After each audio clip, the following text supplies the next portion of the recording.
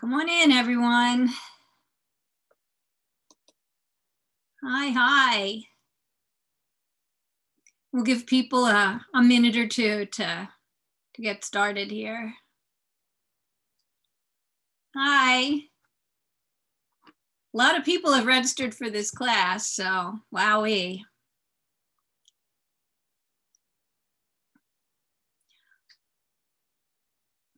Ohio, Minnesota.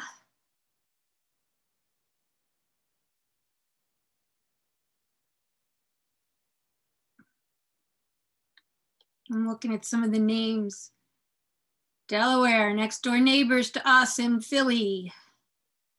Puerto Rico, bienvenido. Nice, Florida. Hey, Maddie, I can't seem to type in the chat window. You can't? No. Maddie, can you help with Yep. Leslie? Okay. I'll help out. Okay. Thank you. We'll just give another minute for everyone to come in. All over the states, all over the world. Cool. Hi. New Jersey. That's where the Beadsmith is. So people still coming in. You know, New Jersey isn't a small state though, Leslie. I didn't say that, did I? No, but you said we're in New Jersey, but I'm like, you know, if New Jersey's a decent sized state. No, I said we're in New Jersey. Beadsmith, we are.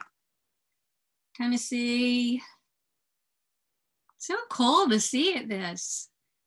All right, so the flow's sort of slowed down a little bit. Yes. People still coming in.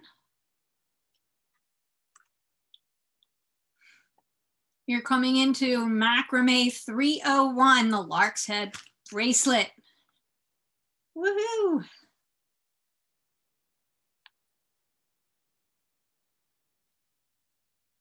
These are really fun. I'm excited to show you guys. All right. So it's 5 after. Hopefully everybody's got their foot in the door at least. Hi, I'm Leslie Rogowski, the creative director for the Beadsmith. First thing is, this is being recorded. So this is not a do-along. This is a watch it now and go to the recording later and then follow along. You can download the PDF. But anyway, I'm here from the Beadsmith with my senior designer, Leslie Pope, who's going to be looking at your chats and helping to answer questions. And we have Maddie as our tech diva today on behalf of Michaels. So on behalf of Michaels and the Beadsmith, welcome. This is what we're going to talk about today. And let's see, again, you can check in the chat window for the link to download the tutorial and the PDF, and then go to, there's also going to be a link in Michaels on their site. Excuse me, allergies. And you can download it, and then you can go to the link for this recorded video, and watch it later and follow along at your own speed. So I think that's all I had to say to you to get started. So let's get started. If we can switch to my board now, Maddie. There we go. So you can see that there is just, here's one I did without beads. This is what I did when I first started to learn how to do this. These particular sideways Lark's head knots. But there's a lot of fun you can have with colors of the cords and the beads. And these have an adjustable closure, which if you've taken any of my other macrame classes, I've done a few bracelets with this kind of overlapping cord and the square knots, and I'll show you how to do that again today. So for this workshop, you're going to want a Beadsmith Mini Macrame board this is like the coolest thing ever for macrame. It really helps you to hold things in place for you using the little grooves along the side. It's a very lightweight foam. The grid is fabulous because it does help you, even if you're really visually, you know, in tune, to keep things nice and straight so your knots and things are in a line. And I'm going to keep the grid side up for us when we get started. So you're going to want the macrame board. You're going to want a nipper of some sort. I find that this is easier to cut the cords with than a scissors is. I chose for this project, and another one that I did in the past, these bright colored cotton cords. Comes like this. I got the variety pack, but they do, Michaels does sell packs of solid colors. So you want these. You want size 6 seed beads. Toho seed beads. I'm using a kind of a pearly white for today with my blues. I also have, and I have no idea what I did with the cute little pink plastic big eye embroidery needle from Michaels, but you're going to need or want an embroidery or crewel needle with kind of a larger eye like this to help to pull your ends through when we're finished. You're going to want a tube of jewelry glue. GS Hypo Cement is good, something that's not too runny. So that's going to help to seal up some of our knots at the end. And I find when I have trouble pulling my cord or my needle through with my fingers because it's slippery or a little snug, just a plain little chain nose or flat nose pliers helps. Use your tools to ease up on your hands, you guys. Alrighty, so to start with this project, I think that's everything. Oh, and the one thing, you're also going to need clear nail polish because the cords, to help you have a nicer, stiffer end to string your beads on the end, I just took my clear nail polish and brushed the ends and let it dry completely before you start to use. And it's only like maybe a ½ inch. It just makes it a nice stiff point to be able to string your beads. Okay, so we're going to start with 2 cords that are double whatever your final wrist measurement will be, plus 10 inches, 5 inches at each end. So for a 7-inch bracelet, measure 2 cords that are each 14 inches plus 10 inches, so it's 24 inches. So I have 2 24-inch cords, and it's way better to have too much than not enough. And I've made an overhand knot, you can see. I'm going to take this apart and show you how to do an overhand knot. Actually, I'll show you on the other ends, and then I don't have to struggle with taking it apart. Okay. An overhand is like the first thing you would do when you tie your shoelace. You're going to take your 2 cords together, overhand together, pull one over the other, and then reach through and pull the 2 ends through. That's an overhand knot. So you're going to make an overhand knot, leaving like 5 inches. Remember, we added 10 inches to each cord. It's going to be 5 inches at each end that are going to become the part that overlaps. So you're going to leave 5 inches there. And you have your overhand knot at the 5-inch mark. And then you're going to tuck the cords in so you can see the knot. So you're going to tuck the cords in and they just stay nice and snug in these little slots. You're going to bring your 2 cords down to the other end and tuck them into side by side so that this is kind of straight down like this. And the reason you tuck them in here is it helps for, these are your holding cords. It helps to keep them firm. You can still put your fingers underneath it. And the reason I separate them is so they don't twist around as you're working. And then you have your nice straight cords. So these are your holding cords. Now we're going to start making the knots. You're going to cut 2 knotting cords each 60 inches and fold them in half.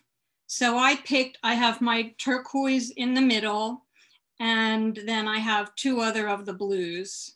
I have a dark blue and a light blue are my knotting cords. So each of these are 60 inches folded in half.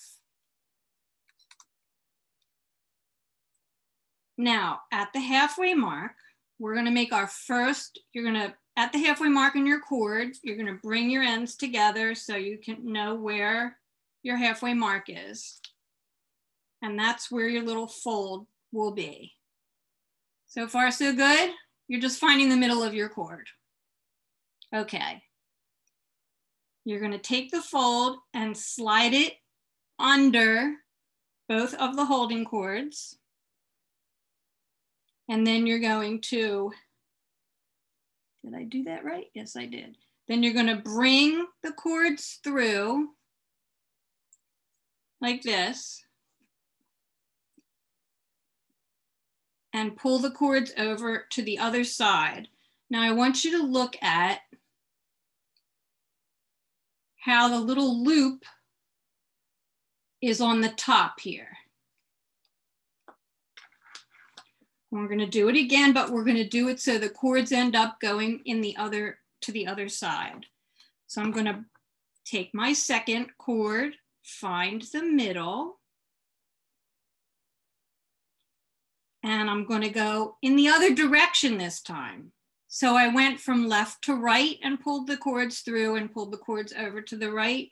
Now I'm gonna go from right to left.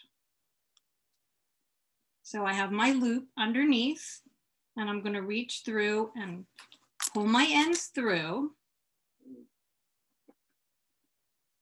and pull it snug.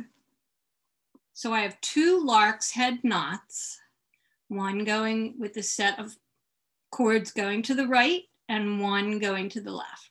And now you can really see how the loop that we pulled the ends through is on the top. You want that, it's another decorative element. Okay. And you're gonna have them pulled up all the way to your knot, like this. Now I'm referring exactly to my tutorial when I do this. You know, when you know how to do something, sometimes you just start doing it intuitively, but because you're gonna be working from the PDF, so am I. Now we're gonna add a bead. So I want you to notice when you work that you have, where your cords are, you have a cord that's gonna be coming out of, you have two cords coming out of your knots. You're gonna have one, I'm gonna call it the top cord. You can see that it's coming out above the other cord. So you have your top cord and your bottom cord. Excuse me. Now I'm taking the top cord on the right and I'm going to string one of these beads.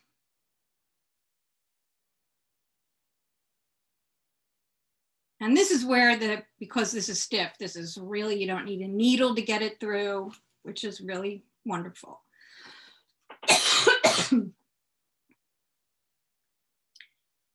So I'm bringing my top cord with the bead. I pulled the bead up to my holding cords, and now I'm bringing this cord down over the other cord.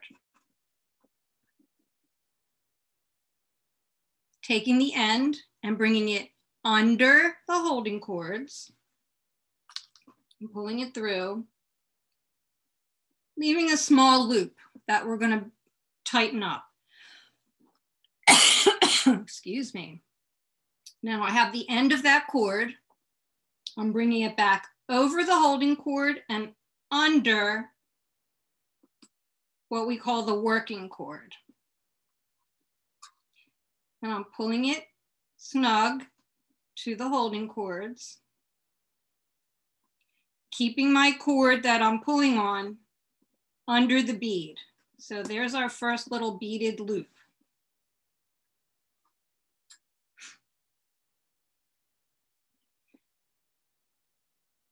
Now I'm going to do it with the other cord the other way. So I have my top cord and I'm going to string a bead on it. I've already treated this with the clear nail polish.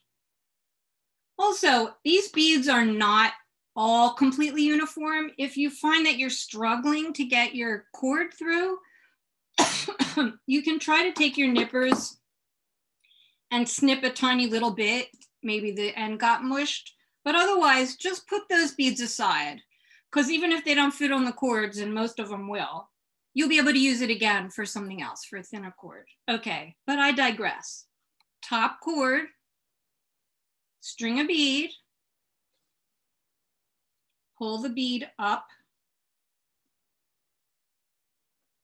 pull your cord down over the other cord, under the working cords, the holding cords, back over the holding cords and through the loop. Make sure your bead stays there and make sure when you pull this back, there we go. Okay. Now we're going to do this again to hold that in there. We're going to take it under and back through. I forgot to do that on the first one. How about that? Sorry, I'm sorry. There we go. Now your knot is held in place and your bead is held in place. So you can see now that you have the cords on the right are kind of a little higher than the cords on the left. So you're always going to go to the highest cord, the top cord. So I have this cord. I'm going to bring a bead up. And you want the bead to sit under the first one. Take the end of the cord, go under the working cord, leave yourself a little loop, go back over the working cord, holding cords, and under the working cord. Now I'm going to remember to put my second hitch there. So it looks like this. Let's see if I can get my camera in to go a little closer. Nope. Okay. Now we have our second hitch, and my apologies for forgetting that. So I've strung the bead, made my loop, come back over and through. Now I'm going to go back under the holding cords with my working cord, leaving the little loop of thread, bringing the end back over the holding cords, under the little loop. And I want you to look, I'm not pulling like this to tighten my cord. The part that needs to be snugged, I'm going in with my fingers and I'm pulling that against the holding cords. And then I'm pulling my working cord. And I'm going to repeat this a few times. This is it, you guys, to do the macrame. Now I want you to look again. I have a top cord here on the left side. Take the end of it, string a bead, pull the bead up to sit just under the other one. Go under the holding cords with your working cord and back through. Pull it a little taut to the holding cords and pull your working cord. So it's like this. Now you're going to make that second hitch with the same cord under the holding cords, make your little loop, go back over the holding cords and through the loop and pull that hitch snug to the holding cords. Now you don't want to pull so tight that these loops start to get wonky. You want these to curl around so you can see in the finish how they line up like this and don't overlap. So here we are. We have our 4 cords again. Which cord is the next one? The top cord on the other side, the right. String a bead.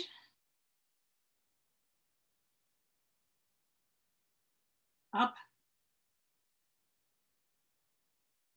to sit just below the one before it. Go under the holding cords with your working cord. Go back over the holding cords through the loop. Whoops. I was watching the screen instead of my work. Under the holding cords, back over the holding cords, through the loop. Pull it so that it sits under the other bead. Then we're going to repeat the hitch without a bead. Under the holding cords, make your loop, go back over the holding cords and through your loop. And you can see how I'm holding this part so that it pulls it snug. And then I'm going to pull my working thread. And you can see how this is building. And don't worry if it starts to look a little loose, because when you bring the next bead up, they're going to sit in order and you're going to end up with something that looks like this. Now, one of the fun things you can do is you can alternate the colors of the beads on either side, which I did in this bracelet. Oh no, this one has the same colors. Sorry about that. But you can change the colors of the beads on either side. You can see how the two-tone really is fun. You don't see a lot of the center color, but that's the color you're going to see as the overlapping closure. So when you choose your colors of your cords, just want to keep that in mind for the design. So when you're finished, you will have something that looks like this. And you're going to have two cords at the end. Hey, Leslie, I hate to interrupt you. Can you hold up the working one again for people? Yes. Closer to the, closer to the camera. Yep, yeah. Yep. Hold on. How did you loosen up already? Okay.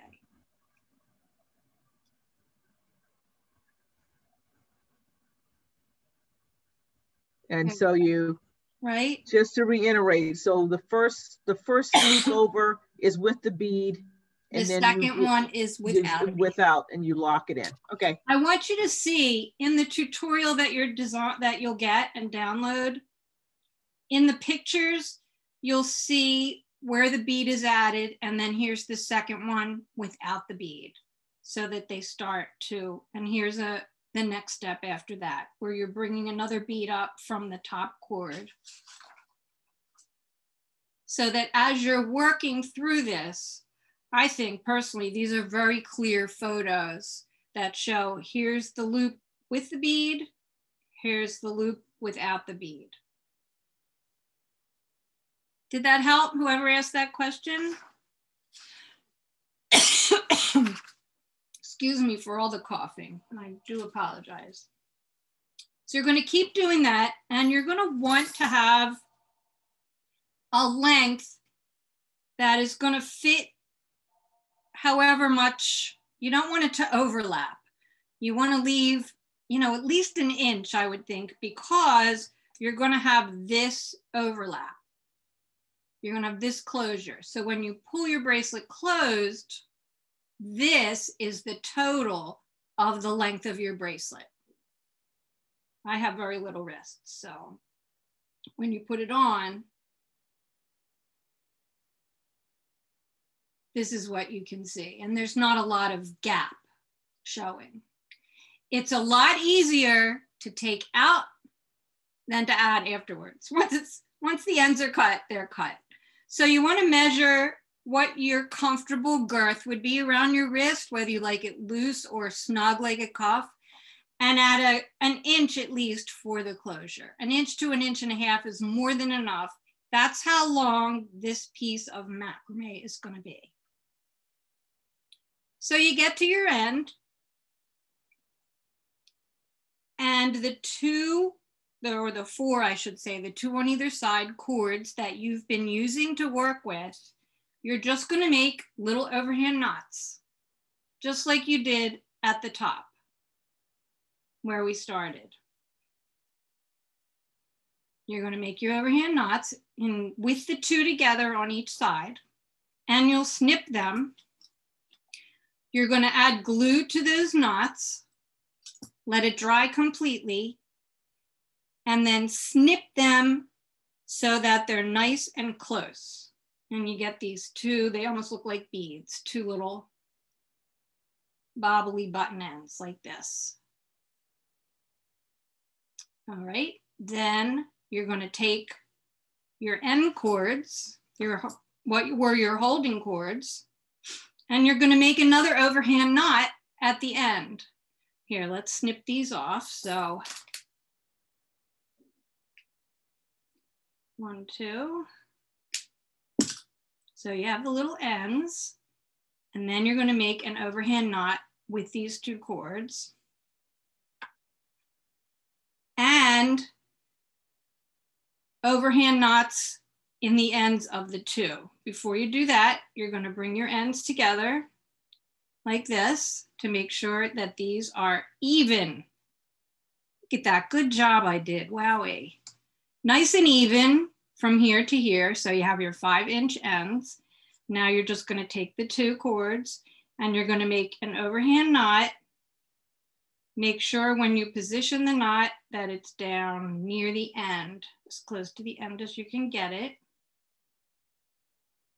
Don't pull it too tight yet. Don't put the overhand too tight yet, because if these are too long for you, these that when the bracelet is closed, some people don't like this, that they're really, really long. You want these to end up being long enough so that it allows you to open your bracelet wide enough to go on your hand. And your little overhand knots can be repositioned even to be there. So they can be very short, like this bracelet, where they're going to be less than 5 inches. So you make your overhand knots in the ends, not too tight in case you have to reposition them, and you can undo them easily and put them close to the end. Now we're going to do another piece of macrame. We're going to make square knots. So you're going to need to cut another piece of any color that you want.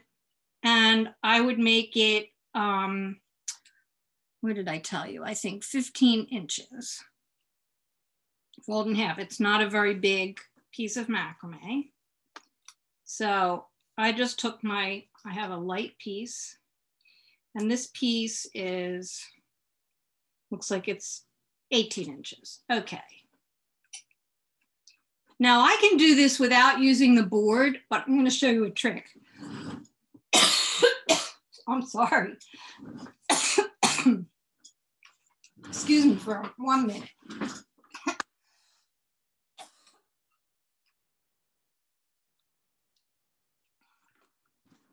It's not even really spring yet.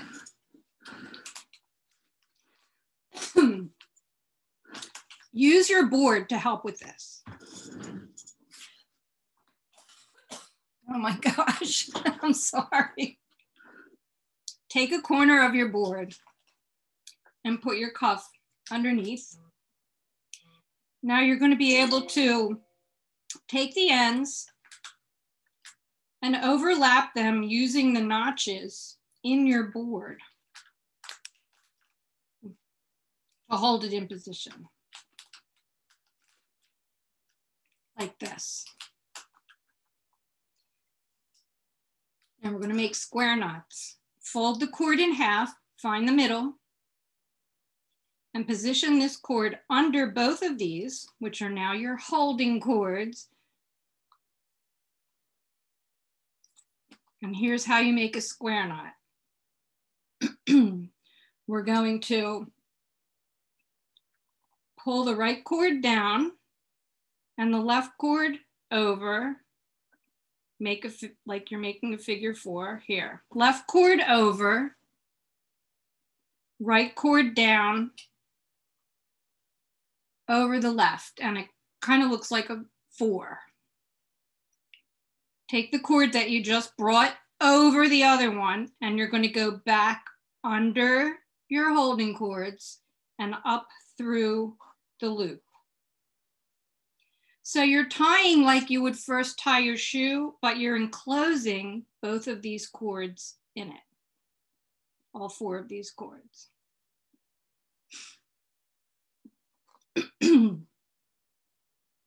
Now take your right cord and make that little loop. You're going to make a backwards 4. Take your right cord over the holding cords. Bring your left cord down over the right cord. Take the end under the holding cords and up through the loop.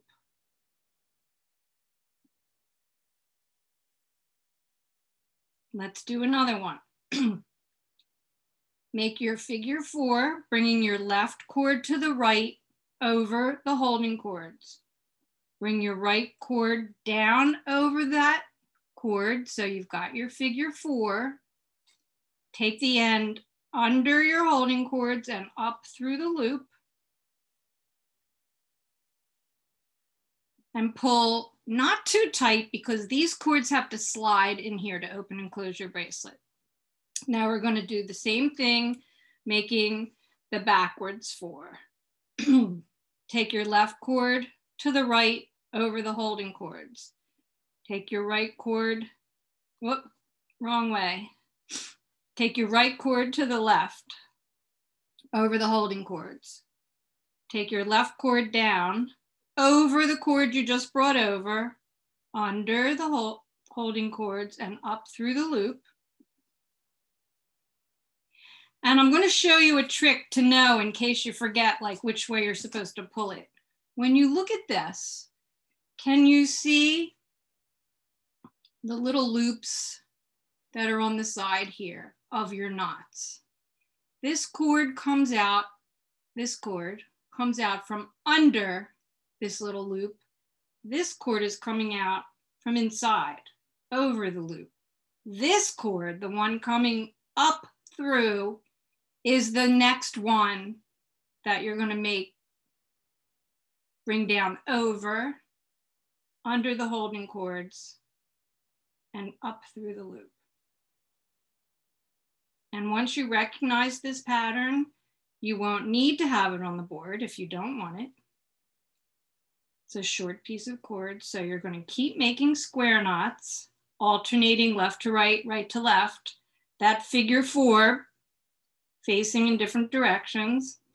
And you're going to make it be about an inch and a quarter, so that you have a sliding closure. When this is as long as you want it, now you're going to need that crewel or embroidery needle. I'm going to make another knot just to fill that gap.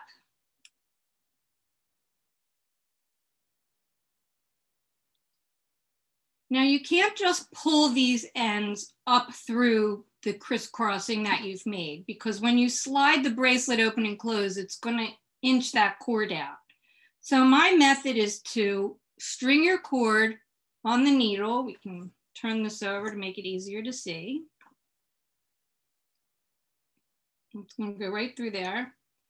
And we're going to sew in an overhand around and around and around through these little loops that we made along the side. These loops here on this side, and for the other cord, those. We do not want to bring our cords through here.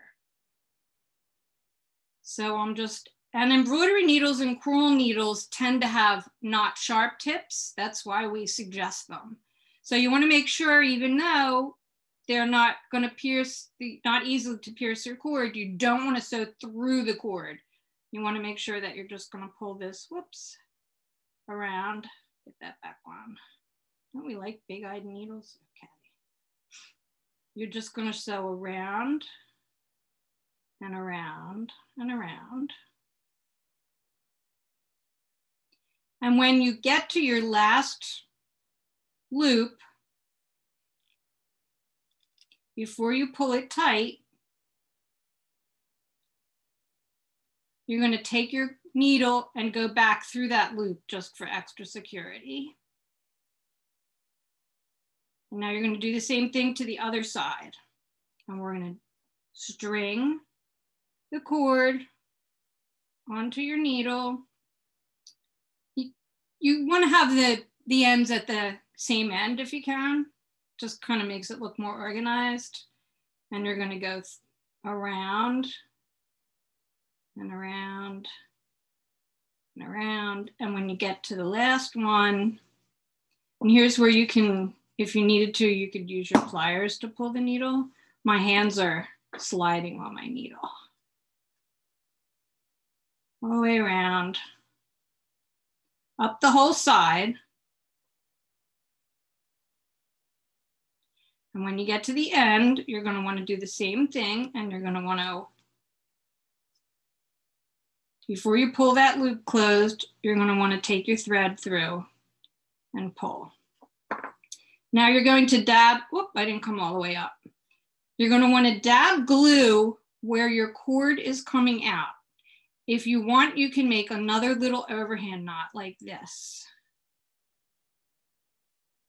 And make sure that the knot is against your macrame. Pull it nice and snug like that. And turn around and go an overhand on the other side. And all this does is secure the ends from keeping them from coming out. When you dab these knots with glue, do not get glue on your sliding cords. Keep the glue right on the knots on either side, and any of the little loops that you sewed through, that's fine, but not on your sliding cords. Let it dry completely, and then you can snip the ends. You can string a little bead on there if you want. And there you go. These are your Lark's head cuffs. Any other questions? Remember that this was recorded, so you can go back and watch it again. Any other questions, Leslie? Leslie Pope? Any questions? There was a question a while back, and I asked for clarification and I didn't get it. Oh, so, can that person ask again? So she was saying that her cords are fraying. Any idea how to stop it? And I wanted to know, this was Janet, I wanted to know if it's fraying as you're putting the beads on, or if it's fraying as she's doing the macrame. So if you're still there, Janet. Well, one of the things that I mentioned early on is that you want to make sure that your cords have a little bit of clear nail polish and you've let that dry. That will keep the ends from fraying, because it's true that these, as you're working it, even just by playing around with it, it'll start to get fuzzy. The cotton cords don't have as big a fray factor, but they are many fibers in here. If I can show you, I can like sort of pull it apart. So it gets sort of like that. If your cords start to look like that, you haven't painted them with clear nail polish. You really do want to do that. And if they start to fray, snip it clean, because you're working with enough cord here. Snip it clean just a little bit, reapply the clear nail polish, let it dry, and then continue. Your cords should not fray where you're working with them with your fingers or with the beads. If your beads are sharp where the holes are, that could definitely abrade your cord, but most of these beads are nicely coated. And even the matte ones, the Toho beads that Michael sells are pretty clean inside the holes. If you find that when you're stringing a bead, it feels like it's catching, remove it and discard it and choose another bead. Because that's just, you know, one of those mutant beads that decides to come and join the crowd in your tube of beads. So Janet said it was your first macrame when you were putting the beads on with a needle. Oh, my other project? Yeah, one of your other projects. Yes. I know I used these, this cord for a couple of the other things. So was the cord fraying on the needle, or does, you know what? My email is leslie@beadsmith.com. Please feel free to shoot me an email if you have some technical questions about this, and I will do my best to try to help you through it.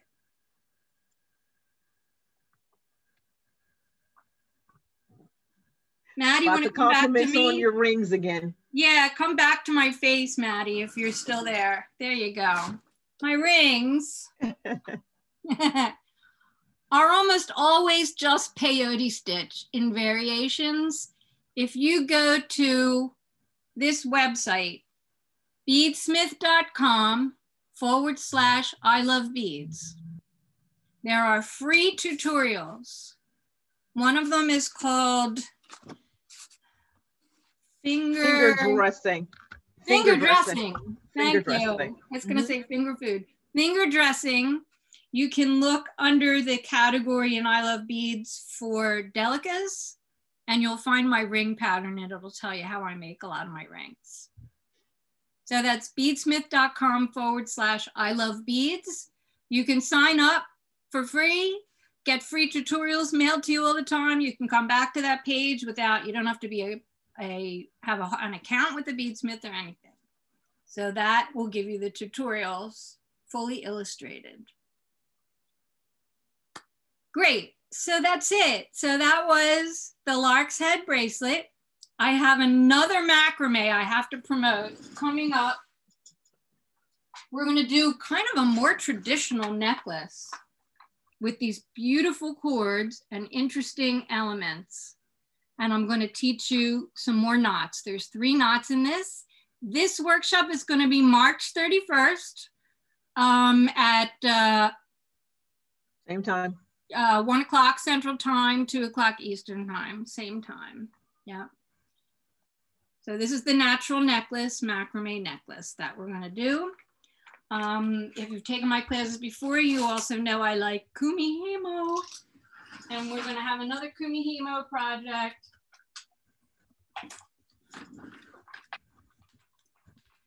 This is the next one I do, where you learn how to, these don't move on the braid. They're kind of braided in to this polka dot braid. And that is in April. I'll tell you the date in just a second. April 13th, Tuesday, April 13th. So look for that. This is Kumihimo 401, that with the beautiful turquoise beads and other materials from the Beadsmith and Michael. So I'm Leslie Rogalski, creative director for the Beadsmith, assisted today by my senior designer, Leslie Pope. Yes, we are Team Leslie for the Beadsmith. And Maddie, thank you very much. Maddie Gilbert is our tech support on behalf of Michael's. Everybody be safe. We're so close to getting through this. Wear your masks and stay creative. Bye.